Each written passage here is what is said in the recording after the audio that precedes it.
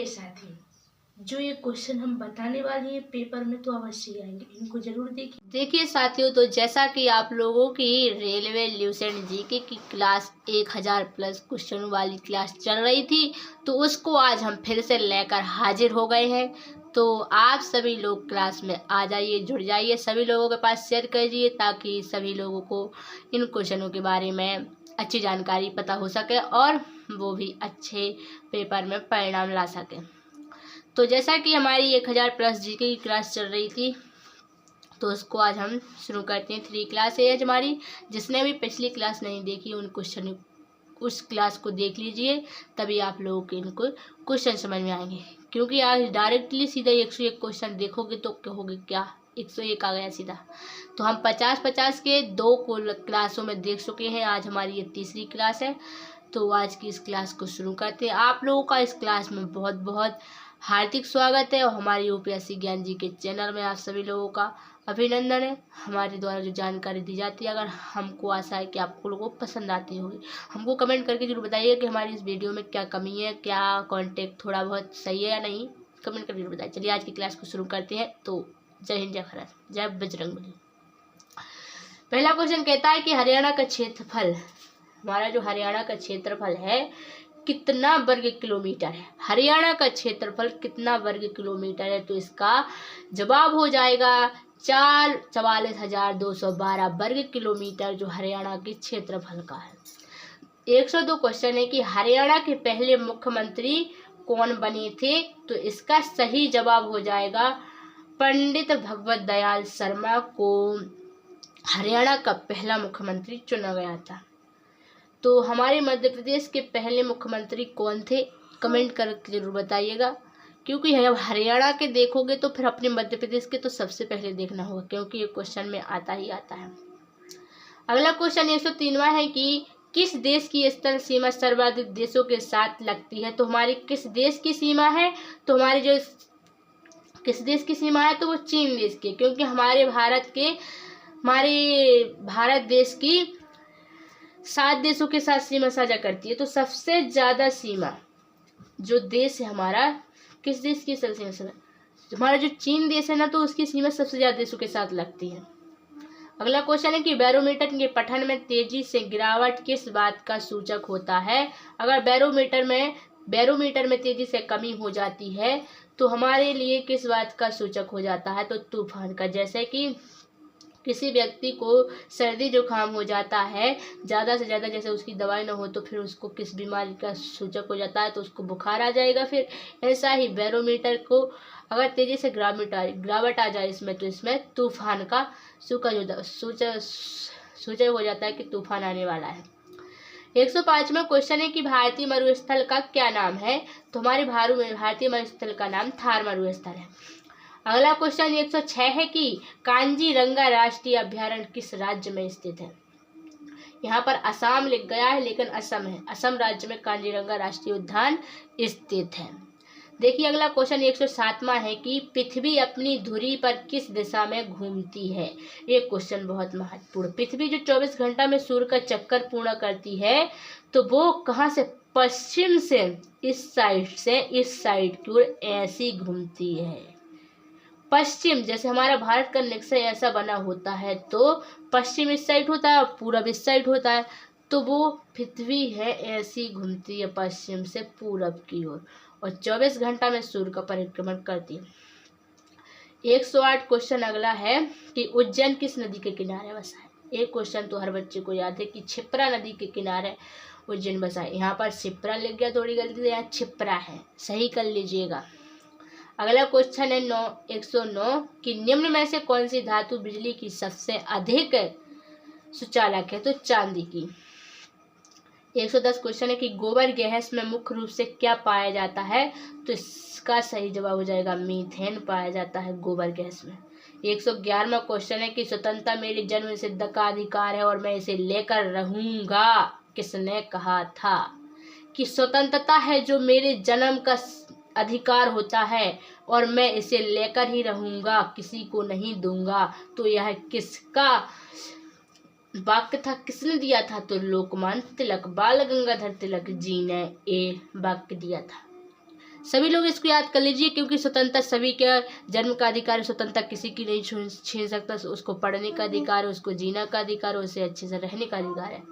112वां question कहता है कि राज्यसभा के सदस्यों का चुनाव कितनी अवधि के लिए किया जाता है? तो इसका सही जवाब हो जाएगा 6 वर्ष की अवधि के लिए राज्यसभा का चुनाव किया जाता है। देखिए, तो अगला क्वेश्चन देख लेते हैं कि 113वां क्वेश्चन है कि हिंदी भाषा की लिपि कौन सी है? तो हिंदी भाषा की लिपि देवनागरी लिपि है। और पंजाबी भाषा की लिपि कौन सी है? तो वो गुरुमुखी लिपि है। और अंग्रेजी भाषा की लिपि है रोमन लिपि। 114वां क्वेश्चन है कि हमारी आकाशगंगा का क्या नाम है?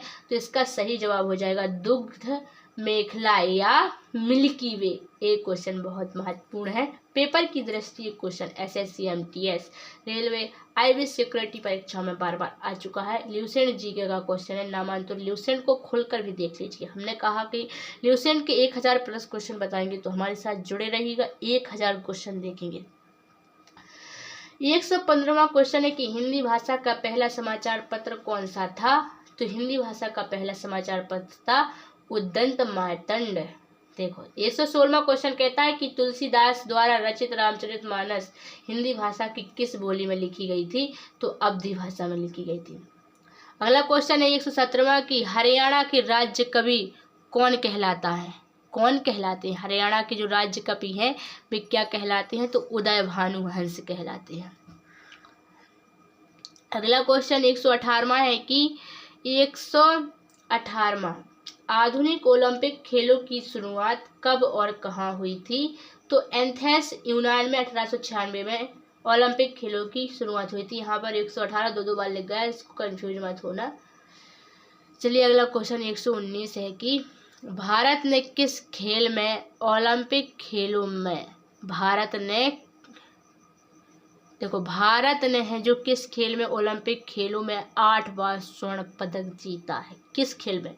तो हॉकी खेल में है, जो भारत ने 8 बार स्वर्ण पदक जीत चुका है। हमारा भारत कितना महान है। पहले हमारा भारत सोने की चिड़िया कहलाता था, लेकर इन अंग्रेजों को द्वारा हमारे भारत का तिरस्कार नष्ट कर दिया गया है। इन अंग्रेजों की ही वजह से हमारे भारत की दशा हुई है, लेकिन आज भी हमारा भारत कम नहीं है। 120वां क्वेश्चन कहता है कि भारत ने आखिरी बार हॉकी में स्वर्ण पदक कहाँ और कब जीता था? तो 8 बार जीता था, तो सबसे आखिरी में उसने 1980 मास्को में जीता था। 121 क्वेश्चन है कि ओलंपिक खेलों का आयोजन कितने वर्षों के बाद होता है? तो इसका सही जवाब हो जाएगा 8 वर्ष के बाद।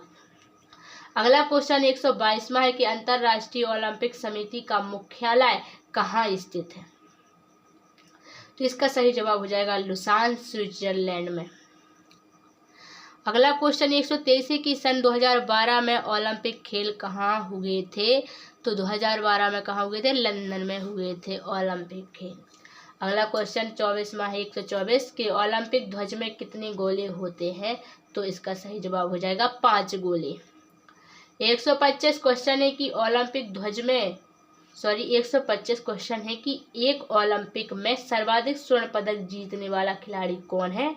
तो इसका बिल्कुल सही जवाब हो जाएगा माइकल फेल्प्स। कौन है सर्वाधिक स्वर्ण पदक जीतने वाले? Michael Phelps. अगला क्वेश्चन है कि सन 2020 में ओलंपिक खेल कहाँ होंगे? तो टोक्यो, जापान में। सन 2020 में ओलंपिक कहाँ हुए थे? या ये तो पहले की बात है, जैसे करंट अफेयर्स में क्वेश्चन बन जाता है कि कहाँ हुए थे उसके लिए, लेकिन अब आएगा कि सन 2020 में ओलंपिक कहाँ किए थे, कहाँ हुए थे? तो जापान में। 127वां क्वेश्चन है कि सन 2012 के ओलंपिक खेलों में कांस्य पदक जीतने वाली साइना नेहवाल का संबंध किस खेल से है? तो इसका सही जवाब हो जाएगा बैडमिंटन से। तो किस खेल से है? बैडमिंटन से। अगला क्वेश्चन है 128वां कि भारत ने ओलंपिक खेलों में पहली बार किस वर्ष भाग लिया था? तो इसका सही जवाब हो जाएगा 1900 में। 129वां क्वेश्चन है कि ओलंपिक खेलों में पदक जीतने वाली पहली भारतीय महिला खिलाड़ी कौन थी? तो इसका सही जवाब हो जाएगा कर्णम मल्लेश्वरी। बिल्कुल करेक्ट जवाब है कर्णम मल्लेश्वरी, इसको याद रख लीजिएगा। Back to the Vedas, back to the Vedas, वेदों की ओर लौटो का नारा किसने दिया था? तो महर्षि दयानंद। एक क्वेश्चन पहली बार रिवीजन हो गया, रिपीट हो गया। चलिए अगला क्वेश्चन देख लेते हैं। अगला क्वेश्चन 131वां है कि प्रसिद्ध झंडा गीत झंडा ऊंचा रहे हमारा की रचना किसने की थी? तो श्यामलाल गुप्त पार्षद ने की थी। 132वां क्वेश्चन है कि मिल्क फीवर बीमारी किसकी कमी के कारण होती है? तो हमारे शरीर में कैल्शियम की कमी के कारण जो मिल्क फीवर की बीमारी है वो हो जाती है। तो ये 132 क्वेश्चन कंप्लीट होते हैं। चलिए 133वां क्वेश्चन देख लेते हैं। मानव शरीर के किस अंग द्वारा यूरिया को रक्त से फिल्टर किया जाता है? तो मानव शरीर के गुर्दे अंग द्वारा यूरिया को रक्त में फिल्टर किया जाता है। अगला क्वेश्चन है किस एकमात्र भारतीय को अर्थशास्त्र में नोबेल पुरस्कार मिला है? तो यह अमर्त्य सेन जी। 135वां क्वेश्चन है कि भारत रत्न उस्ताद बिस्मिल्लाह खां किस वाद्य यंत्र के वादन में विख्यात रहे हैं? तो इसका सही जवाब हो जाएगा शहनाई। अगला क्वेश्चन है भारत के अंतिम गवर्नर जनरल कौन है? तो इसका सही जवाब हो जाएगा सी राजगोपालाचारी। 137वां क्वेश्चन है कि भिलाई इस्पात संयंत्र का निर्माण किस देश के सहयोग से किया गया? तो इसका सही जवाब हो जाएगा रूस देश के सहयोग से भिलाई इस्पात संयंत्र का निर्माण किया गया। 138वां क्वेश्चन है कि उत्तरी ध्रुव में भारत के अनुसंधान केंद्र का क्या नाम है? तो इसका सही जवाब हो जाएगा हिमाद्री। 139वां क्वेश्चन है कि विश्व में माउंट एवरेस्ट पर चढ़ने वाली प्रथम महिला कौन थी? तो इसका सही जवाब हो जाएगा, विश्व में बोल रहा है, भारत में नहीं। भारत में तो आप लोग बताइएगा। विश्व में माउंट एवरेस्ट पर चढ़ने वाली प्रथम महिला तो जापान की जुनको तबाई थी, जो विश्व सबसे पहले माउंट एवरेस्ट पर चढ़ी थी। अगला क्वेश्चन है 140 का पीलिया किस अंग का रोग होता है? तो इसका सही जवाब हो जाएगा यकृत या लीवर। 141 क्वेश्चन है कि द्रव सभी दिशाओं में समान दाब पारित करता है, यह कथन किस नियम से संबंधित है? इसका सही जवाब हो जाएगा पास्कल नियम से संबंधित है। अगला क्वेश्चन है 142 के क्लोरोफिल का खनिज घटक क्या है? तो इसका सही जवाब हो जाएगा मैग्नीशियम। 143 क्वेश्चन है कि एल गैस में क्या होता है? तो जीपी एल गैस में क्या होता है? इसका सही जवाब हो जाएगा ब्यूटेन। अगला क्वेश्चन 144 है किसने सर्वप्रथम अशोक के अभिलेखों को पढ़ा था? तो इसका सही जवाब हो जाएगा जेम्स प्रिंसेप ने अशोक के अभिलेखों को सबसे पहले बार पढ़ा था। अगला क्वेश्चन है किस बौद्ध भिक्षु के प्रभाव में अशोक ने बौद्ध धर्म ग्रहण किया था? तो इसका सही जवाब हो जाएगा उपगुप्त के। 146 क्वेश्चन है कि कौन सा मुगल बादशाह अशिक्षित था? अकबर। तो कौन सा मुगल बादशाह? तो इसका सही जवाब हो जाएगा अकबर। 147वां क्वेश्चन है कि अमृत शहर की स्थापना किसने की थी? तो इसका सही जवाब हो जाएगा गुरु रामदास ने। अगला क्वेश्चन है कि गदर पार्टी का संस्थापक कौन था? तो इसका सही जवाब हो जाएगा लाला हरदयाल। देखिए हमारे अंतिम क्वेश्चनों की ओर चल रहे हैं और हमारी तीसरी क्लास भी खत्म होने वाली है। सबसे पहला क्वेश्चन है कि 149वां क्वेश्चन है कि सिख इतिहास में लंगर प्रथा किसने शुरू की थी? तो इसका सही जवाब हो जाएगा गुरु अंगद ने।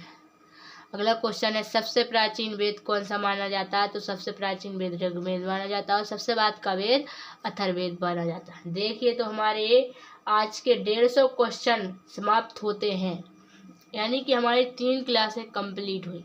आप लोग इन 3 क्लासों को पढ़ लीजिए और हम 50-50 क्वेश्चन हर वीडियो में लाते रहेंगे इसी प्रकार के। अगर वीडियो पसंद आए तो कमेंट करके ज़रूर बताइएगा और दोस्तों के साथ शेयर ज़रूर कीजिएगा।